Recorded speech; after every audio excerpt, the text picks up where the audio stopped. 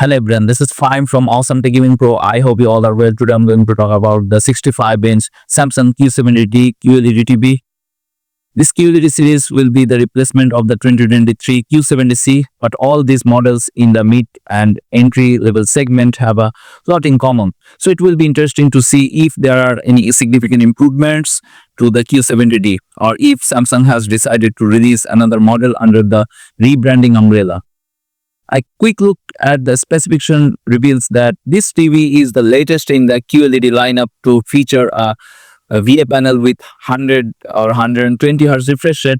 If you are new in my channel, then please subscribe and press the bell icon for future notifications and upcoming videos. I have another channel named Tech Gaming Villa where I upload similar kind of tech videos like TV comparison, sound system, home theater. You can check and subscribe.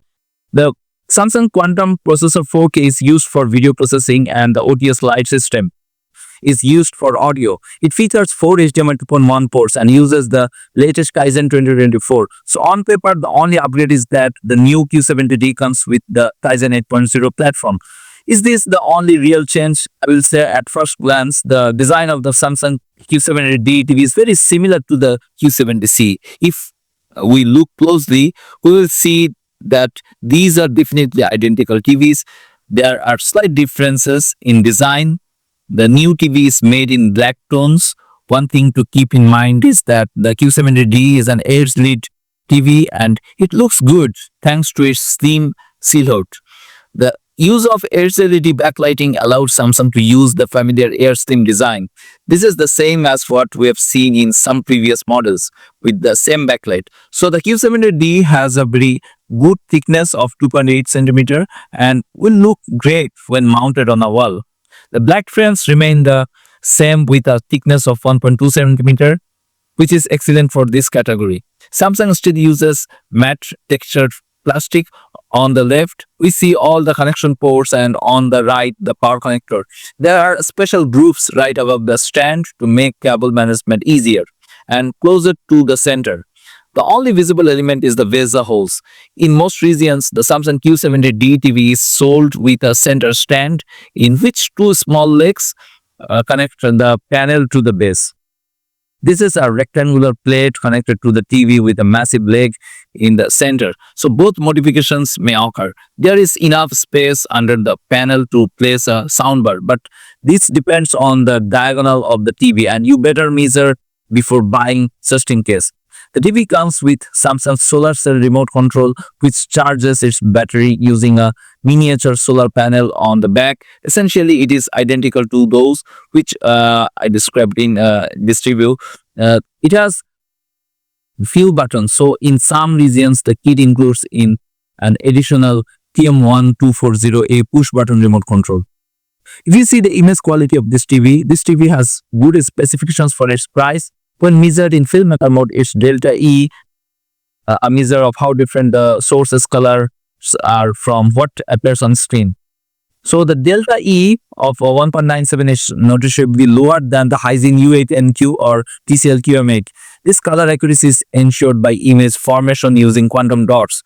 The Q70D is also doing quite well in terms of brightness. Its peak value in a 10% white window approaches 450 nits.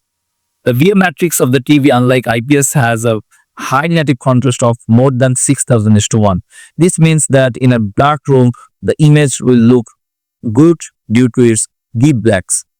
The downside is that the Q70D does not have a local backlight dimming system. Therefore, around bright objects on a dark background, black appears slightly blue. Samsung calls the slide lighting system used dual LED. The essence of dual backlighting is that it uses LEDs of two different colors. Thus, it can adjust the color tone according to the displayed image. Otherwise, this type of system has the usual advantages and disadvantages. Due to use of a VA matrix, viewing angles are not very good. This 65-inch TV does not have an additional layer that improves angles. As a result, it has a very narrow field within which it can maintain image integrity to an acceptable level. A maximum of 30 degrees is all this TV is capable of. A panel uniformity of the Q70D is not very good. The uniformity of the gray color reveals very noticeable differences between the corners and the center of the screen. This is an effect called vignetting. There is also some noticeable dark screen effect. On the other hand, when displaying black and darker colors on the screen, some brightening of the backlight was observed. HDR support is another area where things haven't changed. Samsung traditionally does not support bulb vision, promoting its standard with HDR10 Plus, dynamic metadata HDR10 Plus. Adaptive mode uses artificial intelligence algorithms to analyze your viewing environment. This includes lighting, brightness, and even reflections read from sensors installed on the TV. After completing the following steps, the brightness and contrast of the scene are optimized. 100 Hz panel is what you need for gaming in this TV. HDMI 2.1 ports provides a full range of essential gaming features, including variable refresh rate and auto low latency mode. Samsung's built-in Game Bar 4.0 is convenient for quickly making changes to game-oriented settings. G-Sync and FreeSync Premium Pro are supported. This TV did not demonstrate ultra-low image output latency. Its result of almost 12 milliseconds exceeds the 9 millisecond range of the company's other models and the generally accepted 10 millisecond threshold for high-end games. The panel response time is good, 11.5 millisecond. Fast-moving objects have some blur, but it's not annoying. To improve the display of motion, the TV uses interpolation to increase the frame rate, but this function does not work very well. Ghosting of contours and other artifacts are observed. The black frame insertion feature helps reduce blur. But this Q70D TV runs on the latest Ryzen 8.0 operating system. While not everyone is a fan of Samsung's menus, navigating the various options is intuitive and takes place with a few button presses. The newly updated home screen includes an auto-generated For You tab, some live streaming content from Samsung TV Plus and Apps tab.